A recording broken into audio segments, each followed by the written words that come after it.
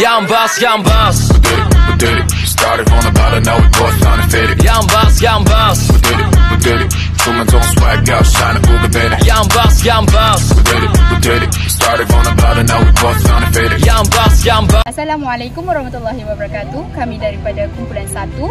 Alhamdulillah pada hari ini kami telah selesaikan iaitu sektor bagi lontar peluru. Okey, baiklah kita saksikan apakah fungsi-fungsi lain dan acara lontar peluru. Assalamualaikum warahmatullahi wabarakatuh. Okey, baik.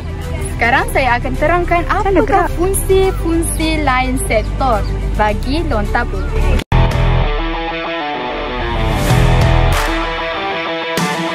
Okey, jom kita pergi. Baiklah, ini adalah garisan tengah sektor. Nampak garisan tengah sektor kita? Okey, fungsi garisan tengah sektor ini adalah sebagai seorang atlet ataupun sebagai seorang pemain lontar peluru, mereka hendaklah untuk masuk ke kawasan belakang garisan tengah sektor, iaitu dari sini masuk dan keluar. Dan apabila jika seorang pemain itu keluar dan masuk daripada depan daripada garisan tengah sektor ini, dikira sebagai percubaan tidak sah dan jarak tidak akan dikira. Okey, baiklah kita pergi yang kedua, iaitu papan penahan lontar peluru. Yang mana papan penahan ni fungsinya adalah jika seorang ataupun atlet itu melangkaui papan penahan ini, dikira percubaan itu tidak sah dan jarak tidak akan dibaca, ataupun peserta ataupun pemain itu pijak atas papan penahan, tidak juga percubaan itu tidak sah dan jarak tidak akan diukur.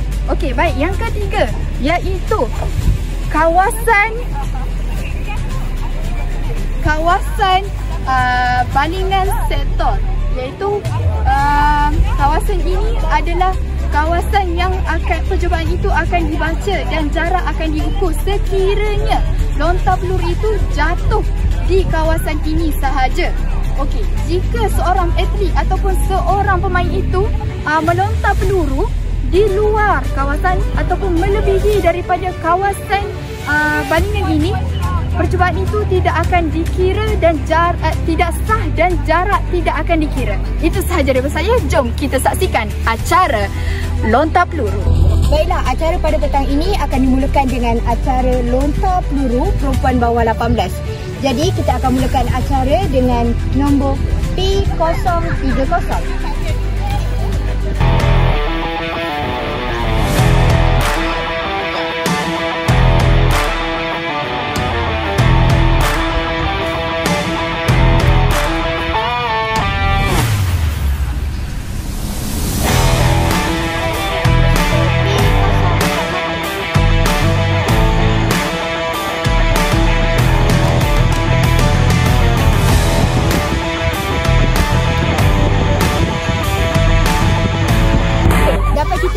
Lihat bahawa acara lontar peluru pada sesi tadi, peserta pertama balingannya dikira sah dan jaraknya akan diukur.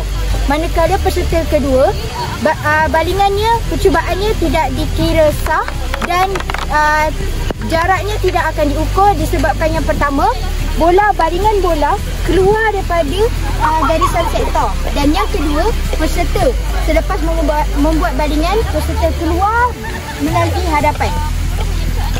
Sekian, itu saya. Terima kasih. Assalamualaikum warahmatullahi wabarakatuh. Alhamdulillah pada hari ini kumpulan kami, kumpulan 1 dari unit PAI 2 telah menyelesaikan tugasan amali membuat trek larian berpagar. Selanjutnya, sekarang kami akan menunjukkan cara yang betul untuk meletakkan pagar di kedudukan yang betul.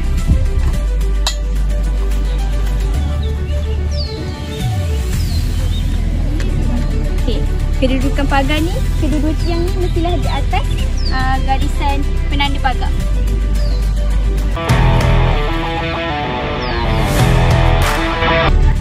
Baiklah, mari kita tengok fungsi-fungsi garisan yang terdapat di trek larian berpagar. Baiklah, kita tengok garisan pertama. Di sini merupakan garisan permulaan di mana peserta haruslah bersedia sebelum garisan permulaan. Peserta tidak boleh memijak garisan permulaan ataupun melebihi garisan permulaan. Jika peserta melebihi garisan permulaan ni, maka larian tersebut tidak boleh dikira dan larian tersebut tidak sah. Okey, seterusnya lihat di sini kami telah menyelesaikan 3 laluan di mana satu laluan mengandungi 3 pagar sahaja kerana kami membuat panjang trek ni hanya 30 meter. Baiklah, seterusnya peserta dikehendaki lari di kawasan di lorong sendiri di mana peserta tidak boleh lari di kawasan orang lain. Jika peserta lari di kawasan orang lain, maka larian tersebut tidak sah dan tidak boleh dikira. Bismillahirrahmanirrahim. Jadinya sekarang kita akan jalankan acara larian berpagar 80 meter kategori perempuan bawah 18. Okey, baiklah. Di lorong yang pertama, peserta AD103 Nur Liana. Di lorong yang kedua, peserta AD104 Nurul Nasuha. Di lorong yang ketiga, peserta AC105 Nur Nadiatul Husna. Garisan.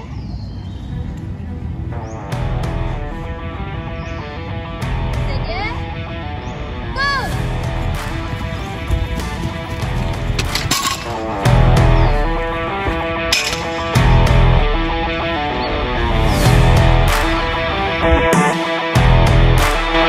Kita pergi kepada peserta yang pertama di lorong pertama, yang mana kita boleh lihat pada pagar pertama ini peserta itu selepas melompat dia telah memijak garisan pada lorong yang kedua ini dan dikira salah dalam acara ini. Dan pada pagar yang kedua, peserta pertama ini tidak melangkaui pagar dengan kedua-dua kaki, yang mana peserta itu menggunakan satu langkahan sahaja dan separuh, dan dia juga dikira disqualified kerana telah keluar daripada lorong yang telah ditetapkan. Baiklah, kita pergi kepada lorong yang kedua, iaitu peserta yang kedua yang kita lihat tadi. Pada pagar pertama, dia menggunakan leading leg, iaitu kaki pertama, dan kaki pertama itu telah menendang pagar itu dan dikira salah. Okey, pada pagar yang kedua, untuk lorong kedua, kita dapati peserta itu telah menggunakan tangan, yang mana adalah salah satu kesalahan dalam acara ini. Okey, baiklah. Di sini peserta pertama, kita dapat lihat peserta itu telah memenuhi lakuan yang betul dan tepat, dan lariannya diambil markah dan diambil masa yang diperuntukkan. Okey, itu sahaja daripada kami. Sekian, terima kasih.